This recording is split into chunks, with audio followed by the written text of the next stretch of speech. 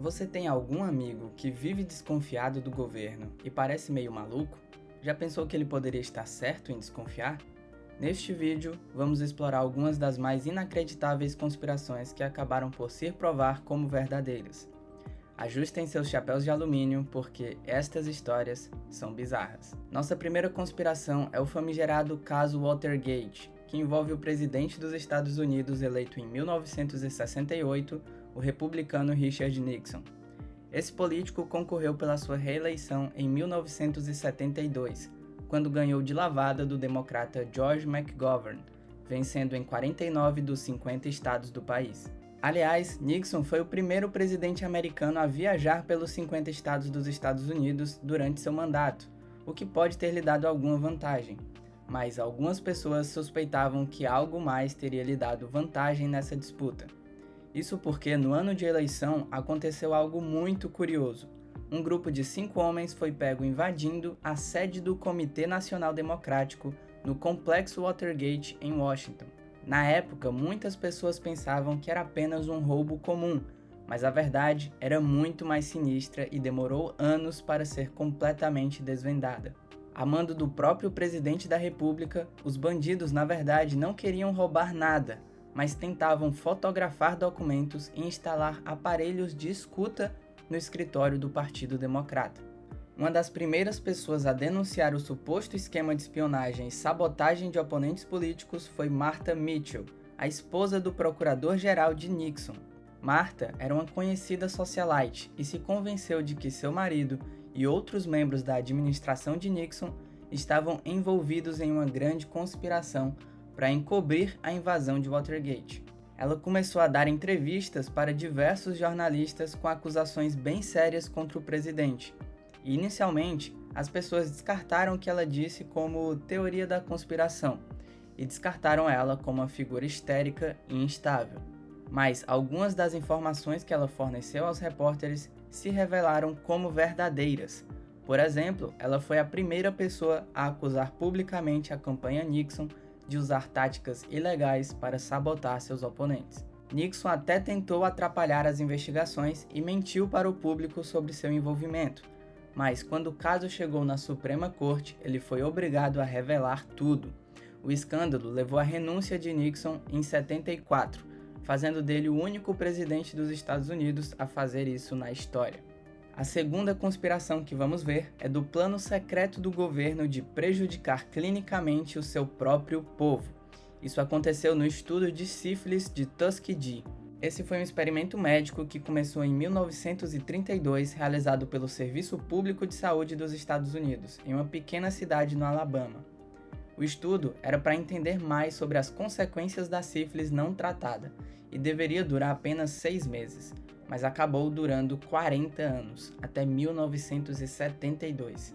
O experimento usou como cobaias 600 homens negros, pobres e analfabetos, sendo 399 deles com sífilis e outros 201 saudáveis para comparação.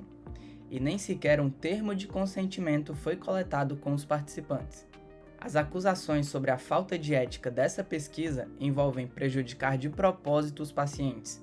Enquanto os médicos prometeram tratamento adequado, eles receitaram pomada de mercúrio e aspirina, enquanto há pelo menos 2 décadas os médicos já usavam a arsfenamina para tratamento de sífilis. Para piorar, quando esse medicamento foi substituído pela penicilina por volta de 1940, que se provou ainda mais eficaz, os pesquisadores insistiram em não tratar os pacientes. O empenho foi tão grande em manter os quase 400 pacientes com sífilis sem tratamento adequado que foi enviada uma lista com os nomes das cobaias do experimento para os médicos da região, para que ninguém os tratasse corretamente, nem por engano.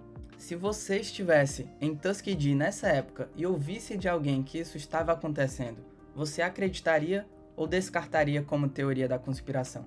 Seja sincero e deixe sua resposta na seção de comentários. Esse caso foi denunciado por um jornalista em 1972 e causou indignação pública pela violação dos direitos humanos e da ética médica, que chegou a ser atualizada na época. Nessa data, todos os oficiais de saúde que iniciaram o experimento já tinham se aposentado, e os médicos que mantiveram o estudo disseram que era tarde demais para curar os pacientes doentes. Além do estudo ser interrompido, o governo dos Estados Unidos concordou em pagar 10 milhões de dólares em indenizações às vítimas do estudo e suas famílias. Mas nada apaga o fato de que 128 homens morreram em decorrência da doença ou complicações relacionadas. 40 esposas contraíram a bactéria e 19 bebês nasceram com sífilis congênita. A história eventualmente ganhou destaque em uma página fixa no site do Centro de Controle e Prevenções de Doenças e até um documento de pedido de desculpas do presidente Bill Clinton. A terceira e última teoria da conspiração que vamos comentar é a espionagem da NSA.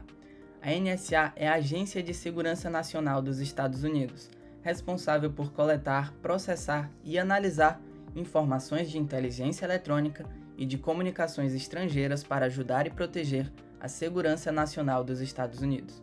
A espionagem em massa de tal agência sempre foi uma das maiores teorias da conspiração. Afinal, o governo tem todo o interesse do mundo em coletar o máximo de informação possível sobre as pessoas e empresas, mesmo que isso seja ilegal. E os paranoicos com a segurança das informações se provaram corretos quando, em 2013, um ex-funcionário da NSA chamado Edward Snowden vazou milhares de documentos secretos para a imprensa, revelando que a agência de fato tinha um programa de vigilância global, chamado de PRISM.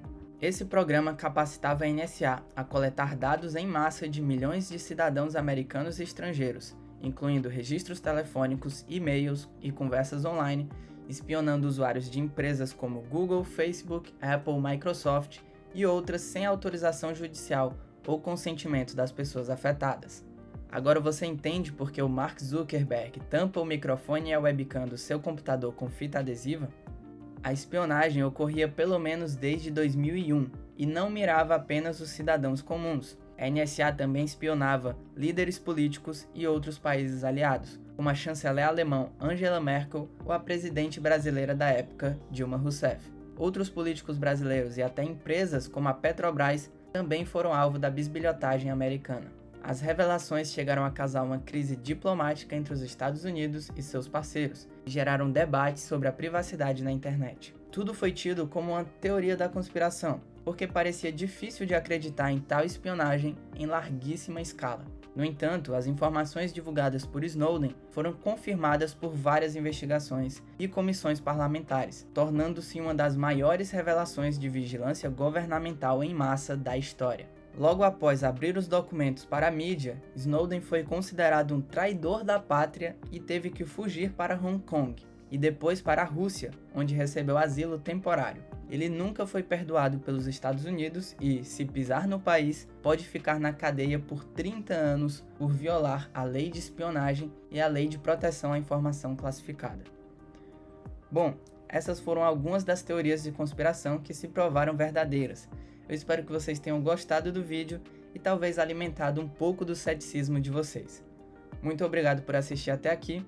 E eu estou preparando cada vez mais vídeos de curiosidades para esse canal, então se você quiser acompanhar e apoiar esse conteúdo, deixe seu like e inscreva-se apertando no sino das notificações.